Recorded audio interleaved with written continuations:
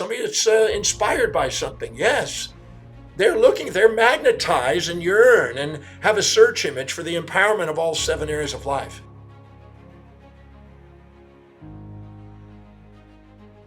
So what is it that makes people label people magnetic? Or somebody, they label them charismatic. I was interested in charisma and magnetism for a long time, back in my 20s. And I even got a book called Instantaneous Personal Magnetism by Edmund Shaftesbury. And I started studying it because the founder of chiropractic, D.D. Palmer, had background in magnetism, and I was curious about what that was and where it came from. And that took me to Anton Mesmer, and took me to von Helmont, and it took me to Celsus and Paracelsus, and it's a whole lineage back there, wanting to go, what exactly is this thing called magnetism and charisma? And that Instantaneous Personal Magnetism book was a very interesting book on that topic at the time. A lot of very famous people in America followed that literature at the time from this writer. So, but what is it? Well, when you break it down, you find out it's not necessarily all about the individual that has some sort of special force. It's more about their ability to articulate and communicate verbally and non-verbally in a way that meets people's needs. I've had the opportunity to be a professional speaker for 51 years. In November, it'll be 51 years. And, I've done a lot of standing up on stages, and I noticed that, some people, when they stand on the stage, can keep people engaged and other people don't. And I look at what was the pattern, what was common to them. When somebody is inspired by a message, then they can clearly see in their mind's eye a vision of what they want to do. And they can clearly articulate that vision as a message. And it is communicated in a way that is inspiring to other people because it engages other people's highest values and helps them fulfill in their minds something that's meaningful to them. They will label that person magnetic and charismatic. So the congruency of the individual who is presenting, for instance, and they don't have to be speaking necessarily in front of a big audience. They could be speaking to a small group, or they could just speak in one-on-one with somebody. But if they're inspired by what they do, and they have an enthusiasm for what they're doing, and they love what they're doing, and they're grateful for the opportunity to do it, and they're certain about what they're doing, and they're present while they're doing it, there's a natural magnetism to that. Why? Because every human being wants to have a transcendental state. Every human being wants to be grateful for their life, love what they're doing, inspired by a vision, and enthused about what they're up to, and certain about their skills, and present while they do it. Peter Lynch, in One Up on Wall Street, in his book One Up on Wall Street, said after doing technical and quantitative analysis on people and companies when he was selecting stocks, he went to the company and actually wanted to go and visit the people at the company and see how they function. So he would fly privately to where the company was to meet the people. If he saw people that were grateful for their job, loving what they were doing, they were inspired by the vision, enthusiastically working, certain about their skills, and present while they did it, he knew that company was going to go up in value. People would invest and buy and put money into something that they felt was authentic. So whenever we do that, we are walking the path of our authentic path. And there's integrity. And we're walking our talk.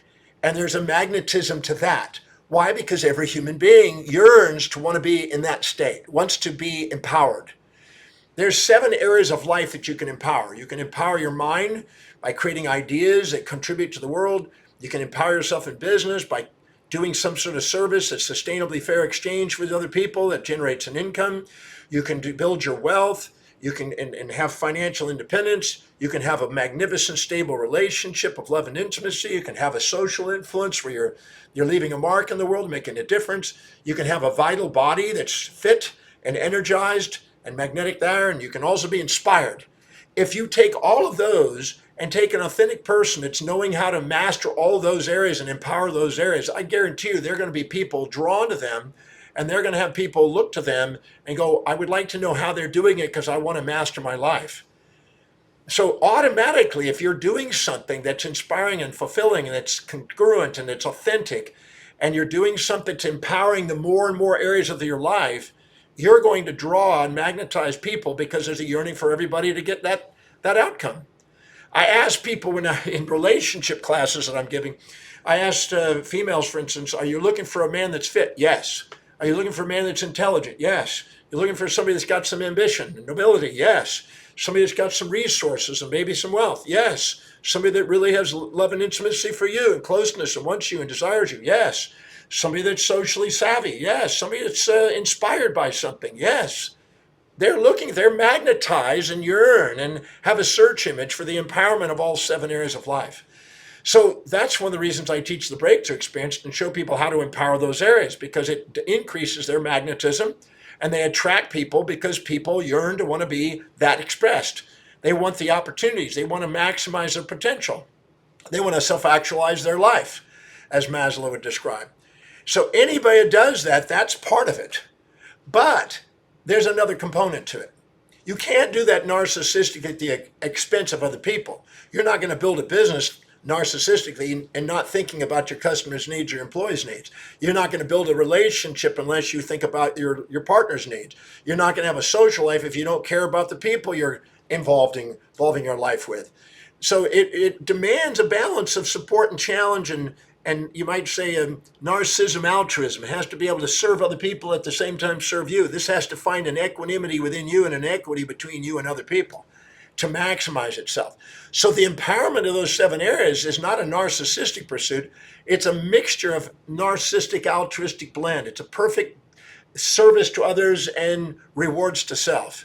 We have a motor cortex for actions to serve. We have a sensory cortex for rewards to receive. When we balance those, we have fulfillment.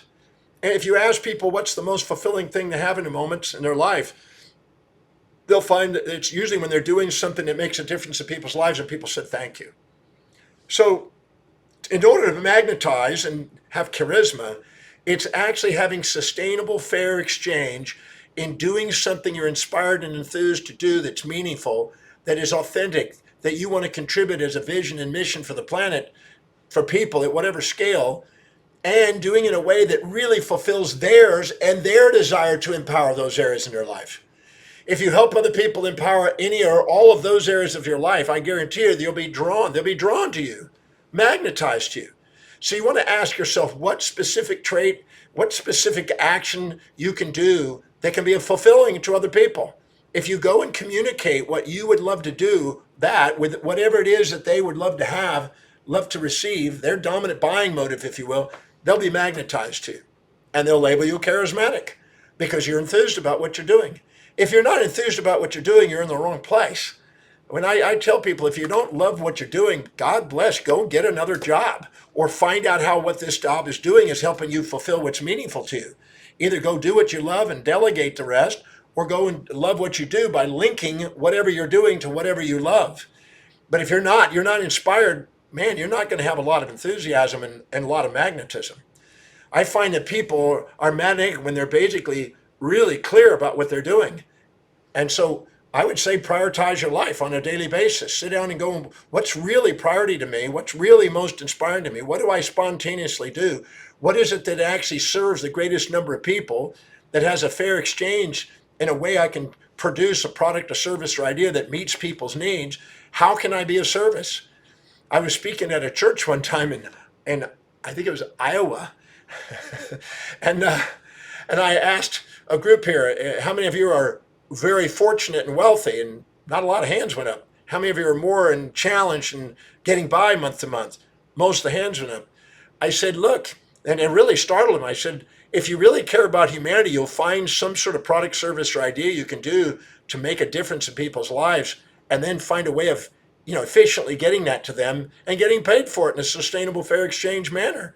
If you do, you'll be prosperous. But you must care about people and try to meet their needs. The more you help them get what they want to get in life, the more you get what you get in life. And if you find a thing that you can't wait to get up in the morning and deliver, and you find a thing that they can't wait to get, you found your niche. I love teaching. I can't wait to get up in the morning and present. But at the same time, if I don't present something that's meaningful, well, nobody's listening. But if I present something that somehow makes some sort of contribution, there'll be people that'll be engaged. So engagement is really the key to the magnetism. And you're more engaging when you're inspired by what you do. You're enthused. You love what you do. You're grateful for it. You're certain about it. You know your stuff, and you're present. And if you do it in a way that meets what they're inspired by, what they're certain about, you now have a mix, and they will label you charismatic and a magnet. A magnet has two sides. When you're doing something to tie in your values, you go into your forebrain, you go into the more objective center where you embrace both sides of yourself and others. You don't have to put on a facade, you just be integral and you're authentic. That's where the magnetism is. I find it, as I said, speakers throughout the decades here, the ones that are really magnetic and continually attract and magnetize opportunity, the people that are inspired by what they do and are doing it in a way that's meeting people's needs. And so if we go and care about enough people and human beings to care enough to meet their needs, there's magnetism, there's charisma. There's no magic to it outside that. We go through that. That book, Instantaneous Personal Magnetism, was basically the art of how to be authentic, be centered, be non-reactive, and be effective in communicating and bringing some value to somebody else. That's it. And all of us have the capacity to bring that into our life. There's no lack of that in our life, no lack in our abilities. So if we take the time to go through and prioritize our life and live by highest priorities, we increase the probability. If we go and think about who it is that we want to make a difference in our service to the world, and that could be to our children, it could be to our loved ones, it could be to our social, it could be our baseball team. It doesn't matter what that is. Wherever you want the magnetism is the target. You want to put the caring about it and serving those people's needs. If you do that, you'll have magnetism, at least in the area that you target. If you help others get what they want, you get what you want. And you automatically get the rewards of being magnetic and charismatic. I think that in my own life, when I found out when I had the biggest standing ovation, I was the most present. If I shared from my heart and I was very inspired and I shared a story that was an authentic, humbling story, I got a whole standing ovation, and it was amazing watching. So the more authentic you are, the more inspired you are, the more grateful you are, the more loving of what you do you are, the more certain about it in your core competence, the more present you deliver it, the more you are going to attract not only the label of magnetism and charisma, but you're going to attract opportunities to be able to help you achieve more and fulfill what's most meaningful to you. So give yourself permission to do something extraordinary in life by giving yourself permission to be authentic. And the way you be authentic is to prioritize your life and delegate lower priority things and stick to the highest priority things. If you do the highest priority things, I teach, research, write, and travel. That's pretty well it. Everything else, I found people who are experts in those areas, and they love doing those things that I'm not so great at. That's not my core competence. And that allows me to be inspired and to be grateful and to be able to love to do what I'm doing on a daily basis. If I had to do all the things that need to be done in my business, I'd probably be way down. I'd lose my magnetism. I wouldn't be as charismatic because I'd be grouchy and I'd be frustrated. I'd be having to do stuff I don't want to do. So if you're trapped in those things, temporarily ask, how is doing this temporarily helping me move one step closer towards what it is that I really want to do? And then see things on the way, not in the way, temporarily until you can delegate it. And then free it up and get on with the things that are most meaningful to you. The higher you go into delegations, the more magnetic and charismatic you become. The more you do that with other people's lives, the more magnetic and charismatic you become. If you can go and do what you love doing in your highest value, and you can help other people do the same in their highest values, you've got the key to magnetism and charisma. That's the key to mastering your life and doing something more extraordinary anyway. And that's how you empower all areas of your life. You want to ask, whatever you're studying, how is it helping you fulfill your highest values? Whatever you're doing in your work, how is it helping you fulfill your highest values? Whatever you're doing financially and anything you're doing, how is it helping you fulfill your financial destiny and your highest values? In your relationship, how is whatever they're doing helping you fulfill your highest values? In society, all the people you want to make a difference in, how is what they're doing helping you fulfill your highest values so you can respect them and appreciate them? And in your physical body, how is your body, no matter what it's doing, how is it helping you fulfill your highest value? How is it actually on the way, not in the way? And when you're inspired by life in general, how is life offering you to help you fulfill what your highest value is? If you see life on the way, not in the way, you'll wake up that charisma, authenticity, and you'll end up magnetizing opportunities too. The synchronicities of people, places, things, ideas, and events increase the probability of manifesting in your life to the degree of authenticity. So everything, every sign and symptom in your physiology, psychology, sociology, even theology is giving you feedback to try to get there. The universe is actually trying to help you become magnetic and charismatic. But we sometimes get caught by subordinating to the moral hypocrisies of others, the expectations of others, and try to put on our imposter, our facades, our chameleon effect. We try to cover our real authentic self up, and to the degree that we do, we shut down our magnetism charisma.